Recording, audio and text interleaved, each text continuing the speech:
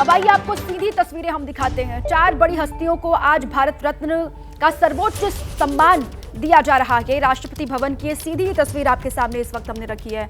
आज पूर्व प्रधानमंत्री चौधरी चरण सिंह, पूर्व प्रधानमंत्री पीवी नरसिम्हा राव, बिहार के पूर्व सीएम जननायक कर्पूरी ठाकुर, हरित क्रांति के जनक एमएस स्वामीनाथन को सर्वोच्च सम्मान भारत रत्न दिया जा रहा है। मरणोपरांत कल पूर्व डिप्टी पीएम लालकृष्ण आडवाणी को उनके घर पर जाकर राष्ट्रपति भारत रत्न से सम्मानित करेंगी।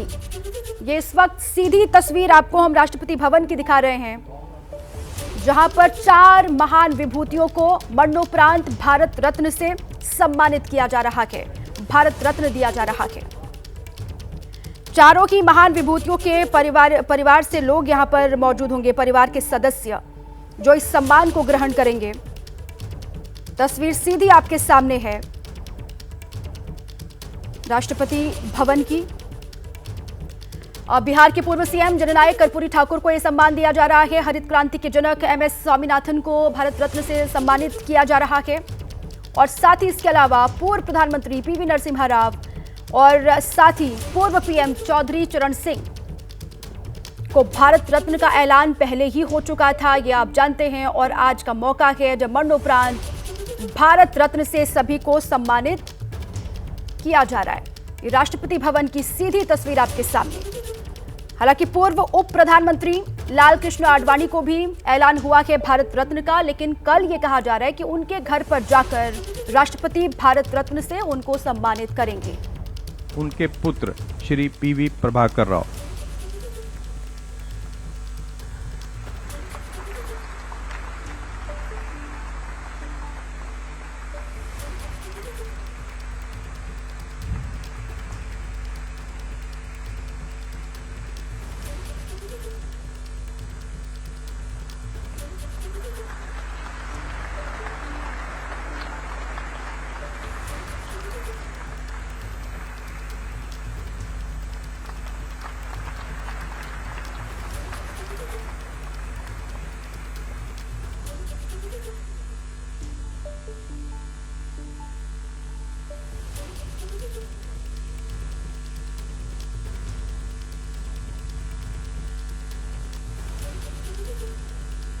चौधरी चरण सिंह मरणोपरांत उनके पौत्र श्री जयंत चौधरी।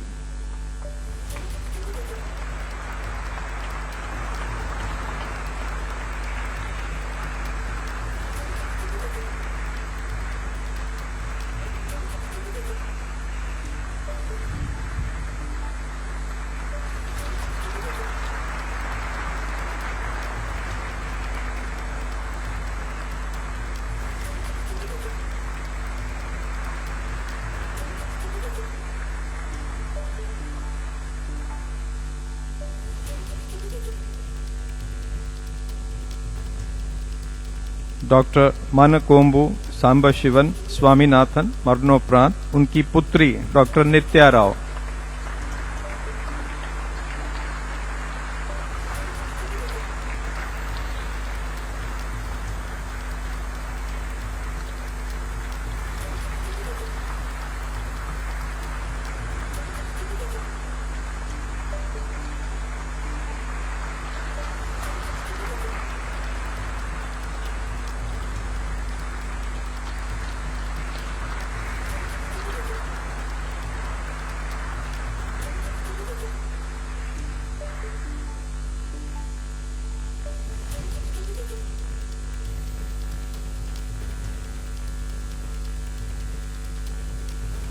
श्री कर्पूरी ठाकुर मरणोपरांत उनके पुत्र श्री रामनाथ ठाकुर।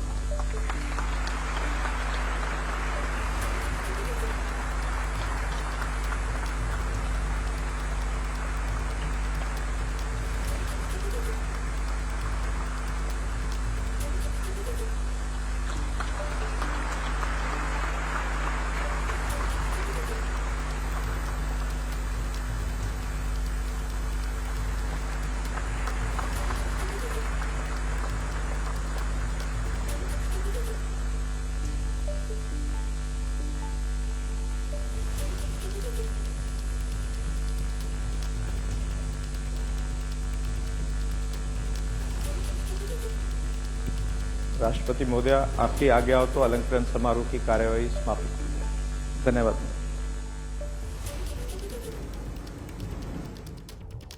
चार महान विभूतियों को मरणोपरांत देश का सर्वोच्च सम्मान भारत रत्न से नवाजा जा चुका है। ये तस्वीर सीधी आप देख रहे हैं राष्ट्रपति भवन से। देखिए, पूर्व पीएम नरसिम्हा राव का भारत रत्न अवार्ड उनके बेटे पीवी प्रभाकर राव ने लिया और एमएस स्वामीनाथन का भारत रत्न का अवार्ड, ये सम्मान उनकी बेटी डॉक्टर नित्या राव ने ग्रहण किया। और साथ ही बिहार के पूर्व सीएम जननायक कर्पूरी ठाकुर का भारत रत्न सम्मान उनके बेटे रामनाथ ठाकुर ने ग्रहण किया।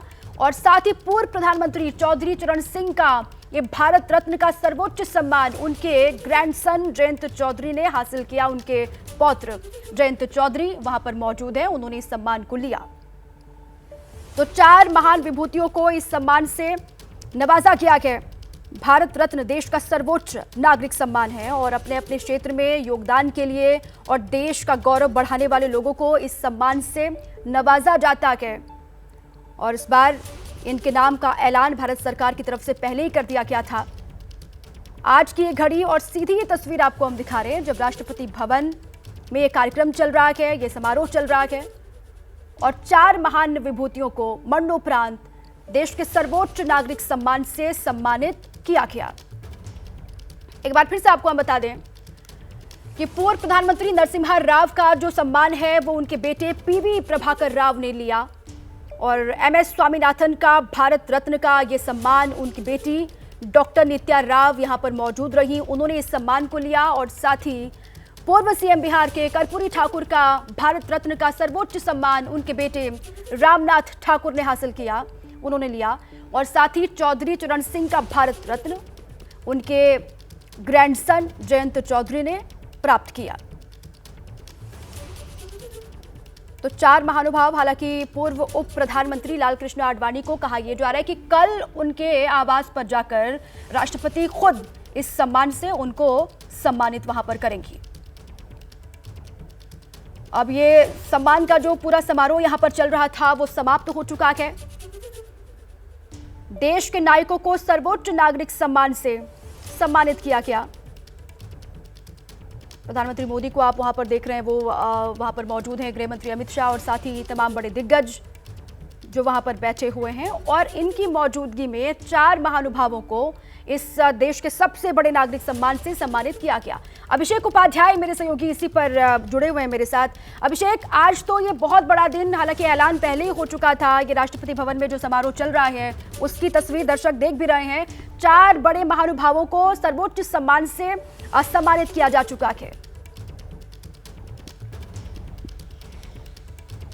बिल्कुल, और देखिए इसके बहुत ही गहरे मायने हैं। इसके मायने भारत की राजनीति के लिए भी हैं, अलग अलग क्षेत्रों के लिए हैं। आप कर्पूरी ठाकुर की बात करिए अगर, तो कर्पूरी ठाकुर ने जिस तरह से भारतीय राजनीति में समाजवाद की परिभाषा दी है, अंत्योदय के लिए जो उन्होंने किया है और जो उन्होंने एक राजनीति में एक विरासत सौंपी है, वो विरासत पीढ़ियों पीढ़ियों के लिए बाकायदा एक स्मृति का चिन्ह बनी हुई है, राजनीति की दिशा बनी हुई है। और इस विरासत को और ज़्यादा अगर हम आज के संदर्भ में देखें, इसकी प्रासंगिकता देखें, तो आप सोचिए ये विरासत इतनी प्रासंगिक है कि इसी विरासत के नाम पर सरकार बदल जा रही है। इसी विरासत को सम्मान देने के नाम पर नीतीश कुमार लालू यादव का साथ छोड़ करके वो चले आए, बीजेपी की ओर चले आए। इसी विरासत को सम्मान देने के नाम पर पश्चिमी यूपी की बात करें तो जयंत चौधरी अखिलेश यादव का साथ छोड़ करके वो भी बीजेपी की ओर चले आए। तो इस तरह से आप यूं समझना होगा हमको कि चाहे चौधरी चरण सिंह हो, चाहे कर्पूरी ठाकुर हो, उनकी जो राजनीतिक विरासत है वो आज भी कितनी प्रासंगिक है। उसकी प्रासंगिकता उनके आदर्शों में है, जिन आदर्शों पर आज भी कहा जाता है, नेताओं को एक आईना दिखाया जाता है। जेपी के समय के नेता, राम मनोहर लोहिया के समय के नेता, वो जो विरासत है ये उसकी प्रासंगिकता है। और एमएस स्वामीनाथन को जिस तरह अपने क्षेत्र में अभूतपूर्व योगदान रहा है और उसी को ध्यान में रखते हुए ये सम्मान उनको मरणोपरांत दिया गया है। बहुत शुक्रिया आपका पूरी जानकारी के लिए।